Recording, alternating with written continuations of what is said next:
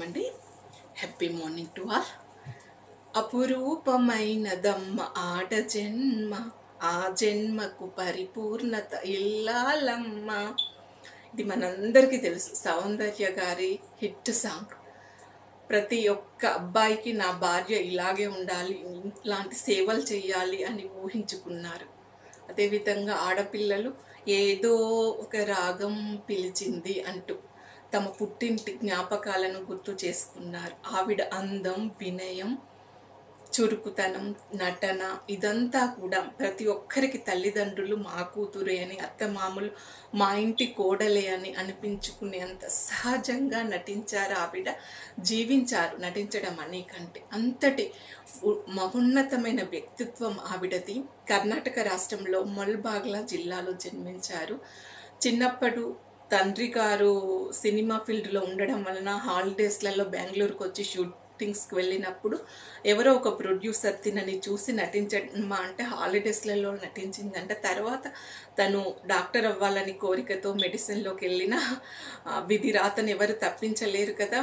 Next ఆవిడకు అవకాశాలు రావడం వల్ల మెడిసిన్ పక్కకు పెట్టేసి నటనను ఎంచుకుంది. నటనలో చాలా మంచి మూవీస్ క్యారెక్టర్ను ఎన్నుకొని ఎక్స్పోజింగ్ అనేది కాకుండా నటనతోటే, కండ్లతోనే, హావభావాలతోనే ప్రేక్షకులను కట్టి పెడేయవచ్చు అని నిరూపించి సావిత్రి అంతటి గారి పేరును తన పేరు తర్వాత ఈవిడనే చెప్పుకునే విధంగా నటించి జీవించింది ఆవిడ. అయితే ఈవిడ వ్యక్తిగత జీవితానికి వచ్చేస్తే మంచి కెరియర్లో ఉన్నప్పుడే తను అంటే ఆవిడకు సేవాభావం ఉండడం వలన అన్ని సేవా కార్యక్రమాలు, స్కూల్స్కు ఫండ్స్ ఇవ్వడము, మిగతా కార్యక్రమాల్లో చేయడం వలన ఆర్ఎస్ఎస్ భావాలు వాళ్ళ తల్లిదండ్రులకు ఉండడం వలన తిను కూడా ఆకర్షితురాలైంది. బీజేపీ పార్టీకి ఆకర్షితురాలైపోయి ఇప్పుడు ప్రజెంట్ తెలంగాణ రాష్ట్రంలోని కరీంనగర్ జిల్లాలో ప్రచారం చేయడం కోసం వచ్చి హెలికాప్టర్లో బెంగళూరులోనే తను అక్కడికక్కడే హెలికాప్టర్ ప్రమాదంలో చనిపోయారు. అప్పటికి తను 3 నెలల గర్భవతి. తన చిన్ననాటి స్నేహితుడు బంధువు అతన్ని వివాహం చేసుకుంది. అతను సాఫ్ట్వేర్ ఇంజనీర్. సో ఈవిడ లైఫ్ అతి తక్కువ కాలంలో 31 ఇయర్స్లోనే ఫినిష్ అయిపోయింది జీవితం అంతా కూడా. అంటే భగవంతుడు ఈవిడను ఇలాగే నువ్వు ఎక్కువ కాలం బ్రతుకుతావా లేదా కొద్ది కాలంలోనే మంచి పేరు తెచ్చుకుంటావా అంటే తను ఇదే నిర్ణయించుకుంది అనుకుంటాను. అందుకే ఆవిడని చూడండి, 31 ఇయర్స్లోనే ఎంత పీక్ స్టేజ్లోకి వెళ్ళిపోయిందో. ఆవిడ పేరు మీద కర్ణాటక ప్రభుత్వం అవార్డును కూడా ప్రకటిస్తుంది. ఎన్నో అవార్డులను తను అందుకున్నది. ఇకపోతే స్మితా పాటిల్ గారు, ఈవిడ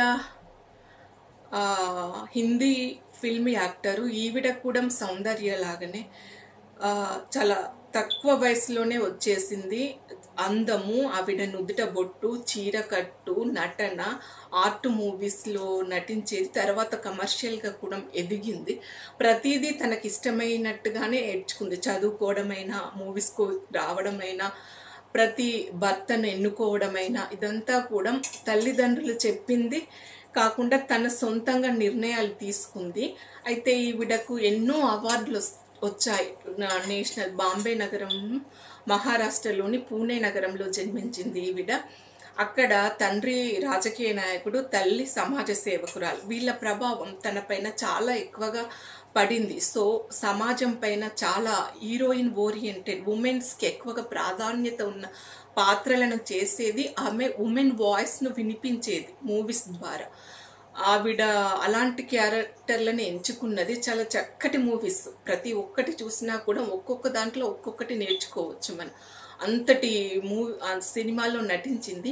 అంత ఎత్తుకు ఎదిగిన తర్వాత కెరియర్ పీక్లో ఉన్నప్పుడే వివాహం, రెండో భార్యగా వెళ్ళిపోయింది. అప్పుడే తనకు పిల్లలంటే ఇష్టం కావడం వలన బాబును కనింది. ప్రసవ సమయంలో తలెత్తిన సమస్య వలన బాబుకు డెలివరీ చేసేసి బాబును కనేసి చనిపోయింది.